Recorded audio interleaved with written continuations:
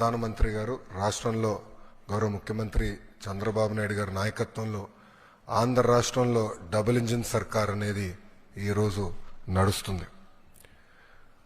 ఒక ఉద్యోగాల విషయంలో చూస్తే మెగా డిఎస్సి ఏర్పాటు చేసి ఏకంగా 16,347 పోస్టులు ఈరోజు ప్రజాప్రభుత్వం భర్తీ చేస్తుంది. ఈ మెగా డిఎస్సిని ఎట్టి పరిస్థితులు ఆపాలని ప్రతిపక్ష పార్టీ సుమారుగా 24 కేసులు, ఈ రోజుతో 24వ కేసు కూడా డిస్మిస్ అయింది సుప్రీంకోర్టులో. 24 కేసులు వేశారు. అయినా అవన్నీ తట్టుకుని డిఎస్సి ప్రక్రియ మేము పూర్తి చేస్తున్నాం. గడిచిన 10 సంవత్సరాల్లో రాని పెట్టుబడులు ఈ సంవత్సరంలో తీసుకొస్తాం జరిగింది.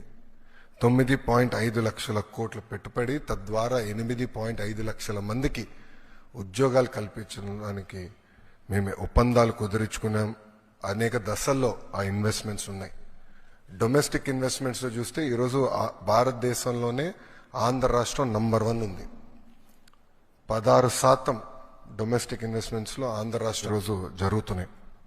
మీరు చూస్తే ప్రజాప్రభుత్వం ఏర్పడిన తర్వాత ఒక పెన్షన్లోనే భారతదేశంలో ఏ రాష్ట్రం ఇవ్వని విధంగా మేము ఇస్తున్నాం. వృద్ధులకి 1,000 రూపాయలు పెంచాం, వికలాంగులకి 3,000 రూపాయలు పెంచాం.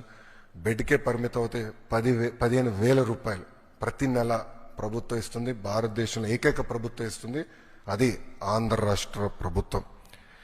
ఇంతేకాకుండా భారతదేశంలో ఎక్కడ లేని విధంగా 203 అన్న క్యాంటీన్లు ప్రజాప్రభుత్వం తిరిగి ప్రారంభించి ఈరోజు నడిపిస్తుంది.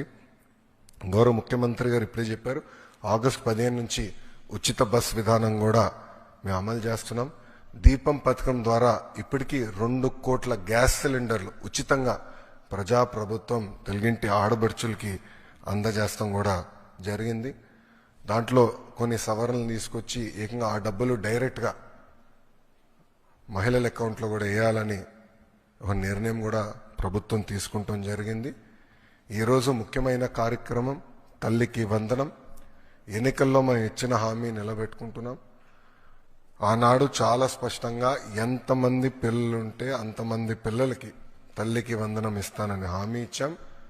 దాంట్లో భాగంగా జియో ఇచ్చాం. ఈ రోజు నుంచి డబ్బులు తల్లుల అకౌంట్లో కూడా పడతాయి. 13,000 రూపాయలు తల్లి అకౌంట్లో పడుతుంది. 2,000 రూపాయలు మెయింటెనెన్స్ గ్రాంట్ కింద స్కూల్స్లో మెయింటెనెన్స్ కోసం ప్రభుత్వం ఆ నిధులు కూడా ఖర్చు పెడతాం జరుగుతుంది. సో భారతదేశంలో ఎవరు చేయని విధంగా సంక్షేమ అభివృద్ధి కార్యక్రమాలు ప్రభుత్వం ఈరోజు చేస్తాం జరుగుతుంది. గౌరవ ముఖ్యమంత్రి చంద్రబాబు నాయుడు గారి నాయకత్వంలో సంక్షేమ అభివృద్ధి అనేది ఈ ప్రభుత్వానికి జోడెద్దుల బండి. మాకు చాలా క్లియర్ మ్యాండేట్ ఇచ్చారు. 2 మీరు తీసుకెళ్ళాలి. ఒక పక్కన ఉద్యోగాలు, ఉపాధి, అభివృద్ధితో పాటు సంక్షేమం కూడా చేస్తూ ప్రజలు ఏ ఆస్తి అయితే ఈ కూటమిని 94% సీట్లు ఇచ్చి గెలిపించారో ఆ ఆశని మనం నిలబెట్టుకోవాల్సిన బాధ్యత, నెరవేర్చాల్సిన బాధ్యత మా పైన ఉందని కేబినెట్ మీటింగ్లో కూడా గౌరవ ముఖ్యమంత్రి గారు చెప్తాం జరిగింది. సో ఈ తల్లికి వందనం కింద దాదాపు 60% కుటుంబాలలో 2 కన్నా ఎక్కువ మంది పిల్లలు ఉండటం జరుగుతుంది. సో వాళ్ళకి 2 ఉంటే 26,000, 3 ఉంటే దేర్ ఆఫ్ డబ్బులు వస్తాయి. సో ఆటోమేటిక్గా ఆ డబ్బులు వాళ్ళ అకౌంట్లో పడటం జరుగుతుంది. సో ఇచ్చిన హామీ బాబు సూపర్ 6లో ఒక హామీ కూడా, ఇది ఇంకొక మరో హామీ ఈరోజు కూటమి